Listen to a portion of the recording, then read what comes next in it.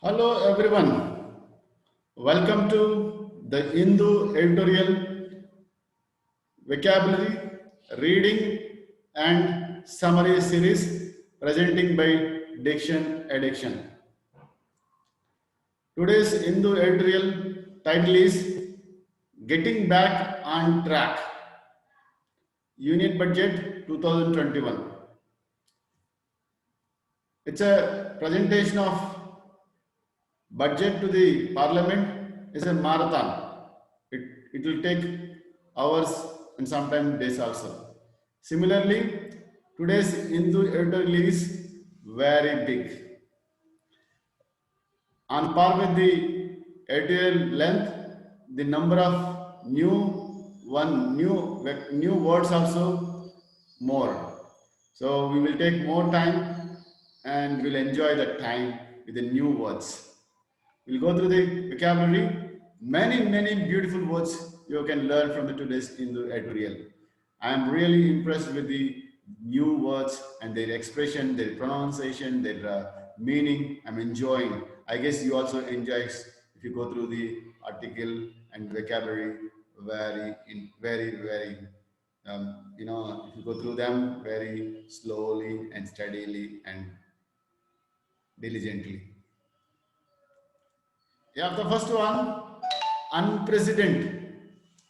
Unprecedented means it is happening very first time, not before ever. It's a unique also. It's the first time as well as unique. That in that case you can use this word unprecedented. Ensuing means next one, subsequent or succeeding event is called as ensuing. Under God means item or ideology which is strengthen it will form the base to support something. That is what is called undergird. Undergod. So undergird supports are required to flourishment for flourishing of any political party. Transformative means complete change, and also it is long duration. It will be there for long duration. That is what is called as transformative. Weary means very weak and physically tired, and because of troubles or illness, in that case you can say problems. That is what the weary people. Mana means food that is derived from the heaven. It's a religious word, but it's a people are expecting mana budget. Earmarked means specifically allocated or assigned thing is called as earmarked. Means sometimes animals were earmarked to know that they belongs to X or Y. That is what is called as earmarked. Inarguable, no more arguments. It's clear and absolute and unambiguous. So that evidence is inarguable. So inarguable. Abiding means it will stay for a long time, and enduring means permanent. Thrust, push suddenly in a specific direction is called as thrust. Standalone, individual or separate or all alone, standalone. Eloquently means expressing very nicely and very meaningfully. Everything is presented fluently. Beleaguered means difficulties, problems. Stressed, harassed is called as beleaguered. Far flung means widespread, extensive, ubiquitous in nature. They're far flung. Unforeseen means never expected. All of a sudden happens. No indication, no predictions. Reinvigorate. Reinvigorate means revive, give new strength, replenishing that, bolster. Fiscal means it's related to the economy, government revenue or taxes. Expansory means expanding the area or expansion, increasing. Rein means restraint or stop or leash. In general, rein is a it is a thread used for control the horse riding, horse rider. You control the by pulling the one which is there around in neck or mouth. That is used for to control. Rein. Strapped means no money. No, not having enough money. Poor. Contraction. Expansion. Contraction. Expansion. Denting. Knocking. Or hitting. Avenues means new places, new streets, roads, or new places is called as avenues. Stake means sharp, the object which is having a sharp edge and which we use for support. Recapitalize, investing in a debt company so that it will be written off the debt. Fecking, which is minor modification to the existing one so that it will be more useful. Fecking. Stewardship means overseeing, managing, or conducting. That is what is stewardship. Deft. So demonstrating a skill or cleverness in a quick way is called as deft. So these are the words we have learned and discussed from this article today. And now we will move to the next section. That's a loudspeaker, where we will read the article like a loudspeaker so that it goes in your mind, right? You will be more concentrated. I love to read loudly. I hope you all also. Getting back on track on Union Budget 2021. Finance Minister Nirmala Sitharaman made a brave effort to make good use of the lessons learned from the unprecedented global health crisis and ensuing economic setback, put lives and livelihoods back on track. There is a greater spending on healthcare and some physical push to undergird the struggling demand in pandemic hit economy.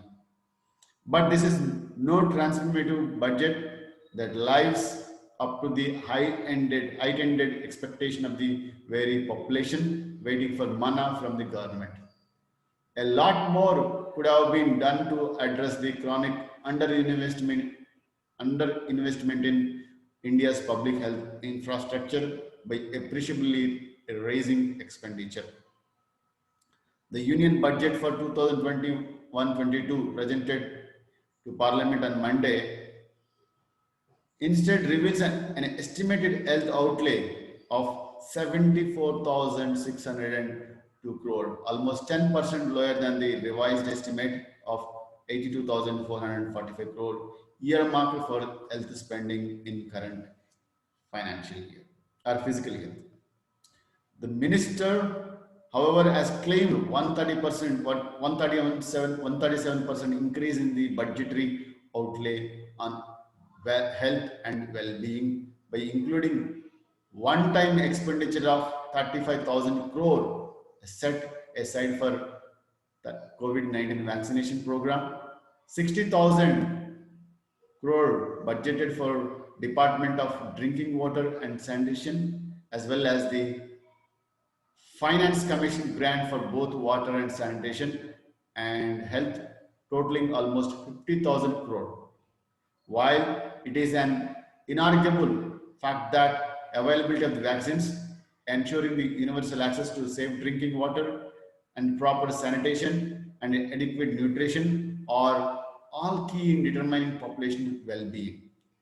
An abiding thrust on creating and maintaining a sizably more extensive public health infrastructure needed substantially higher outlay on the standalone head. In fact, the economic survey had eloquently made the case for providing a massive boost to health spending, which it reasoned would serve as a direct means to raising overall economic output by reducing the economic burden of illness.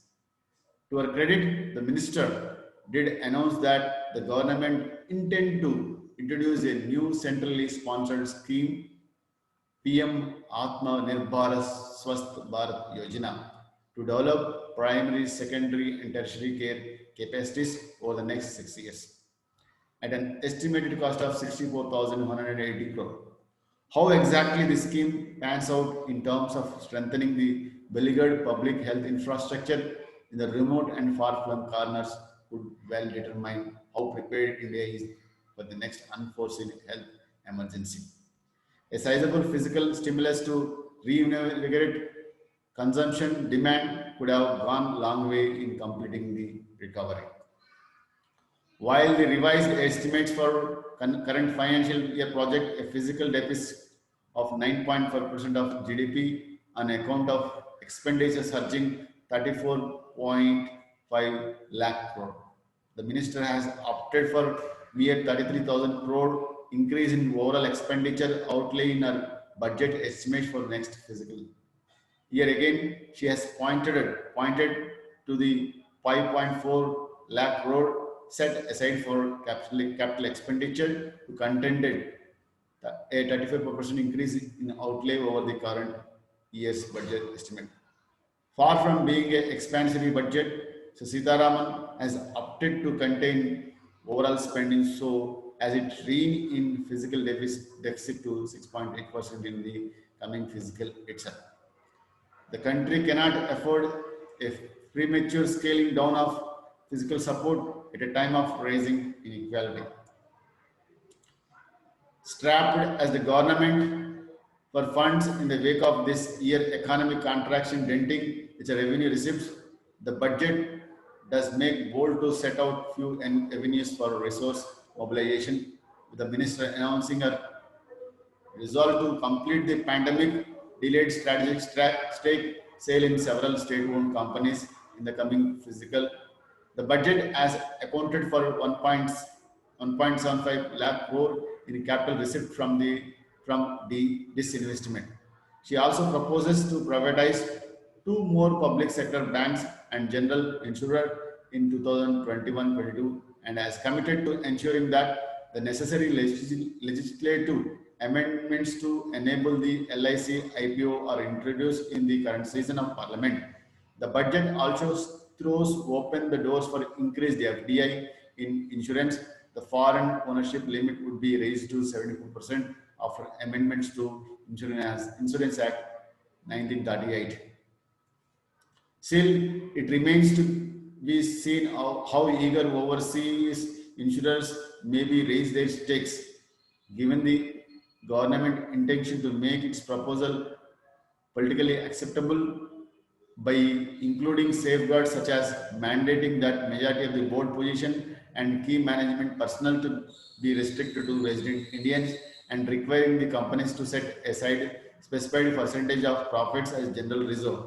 Also on the block for possible sale or lease through the concessions or state-owned undertaking land assets that the government intend to monetize. In finding the capital for national infrastructure pipeline, the budget proposes an asset monetization pipeline that would include highways, airports, and ports. The aggressive stance on privatization notwithstanding, the government is still likely to face an uphill task in achieving its ambitious disinvestment goal, given that private investment is still anemic. Mr. Sitaraman also embarked on in creating a bad bank for dealing with the pile of stressed and bad bank loans. The budget proposes establishing both asset and reconstruction company and asset management company that would consolidate and take over the existing stressed debt and help the dispose of the assets. It is these plans to privatize two state-run banks and also undertake cleanup the stressed assets that have prompted the ministers to aside just 20,000 crore to recapitalize the remaining public banks. Ultimately, though, given its efforts to mobilize resources without paying direct taxes, and at a time when several states are headed to the polls, the government has had little option but tap to the market for debt. With a budget posting gross market borrowing of 12 lakh crore, the government will end up getting 36 paisa for every rupee it nets from borrowing other liabilities. An 80% increase. Given these challenges, the budget can only be starting point for a year that calls for depth stewardship of the economy. It's a marathon reading. It's like I'm doing like a Siddharaman only. Yeah. Coming to the nutshell, entire budget is focused on one issue, that is health sector. Health sector, because health sector needed large investments from primary to the tertiary healthcare. So village to the district headquarter as well as the state. Everywhere there is a need to invest in the public health sector. If that is compromised, then you are compromising the quality of life of the people. That's why I guess close to the 1 lakh crore for different purposes they're allocated. So that is an interesting one. And 35,000 crore for only for vaccination. You see, 130 crore people, 35,000 crores. And remaining, they have come up with the one scheme called as PM Atma Nirbhar Swasth Bharat Yojana to develop primary, secondary, and tertiary care capacities over the next 6 years, at an estimated cost of 64,180 crores. This is very interesting in the next 6 years. If it is going to happen, then poor people need not to go to the private and they can stop looting their hard earnings. And second thing is that the government also have a big plans for sanitation and safe drinking. So sanitation, as rightly said in the article, sanitation, safe drinking, and nutrients are the main pillar or cornerstone for any individual health. If they are there, individual need not to go to the health center. So most of the diseases which are spreading are through the poor sanitation as well as the poor drinking water quality. And the third one is nutrients. Availability of nutrients also makes a difference. So I said this budget is focused on health, health, health. But I somehow they forgot to think about the education and unemployment, because new things has to be the education. It means, in a sense, I'm trying to tell, especially during COVID-19, we stopped almost like offline classes for offline education for almost more than 10 months. So how to cope up with the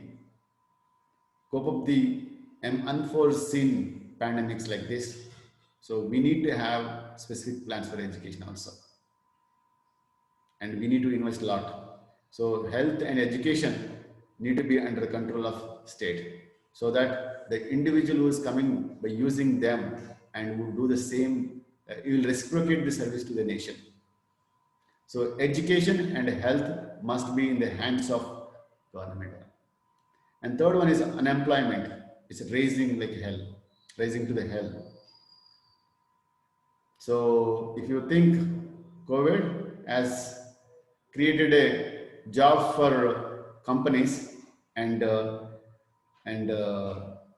removed the jobs of middle and unorganized sector. So no word on how to recruit these jobless people. lost people who lost jobs. There is no nothing was mentioned in the editorial as well as the budget, I guess. And one more thing, he interestingly said that this whatever every rupee which is there in the budget, out of that 36 paisa is from the debit, from the loan or other liabilities. So we are having almost 36 to 40% negative uh, budget, right? So this is all from today's editorial. I think it is very lengthy one, but it is needed one because it is going to be 1 year. We have to go through this budget for next 1 year. So that's why it has to be lengthy and it has to be expansive and expansory as well as lengthy one. And coming to the, if at all you like it, just give thumbs up and subscribe for regular updates.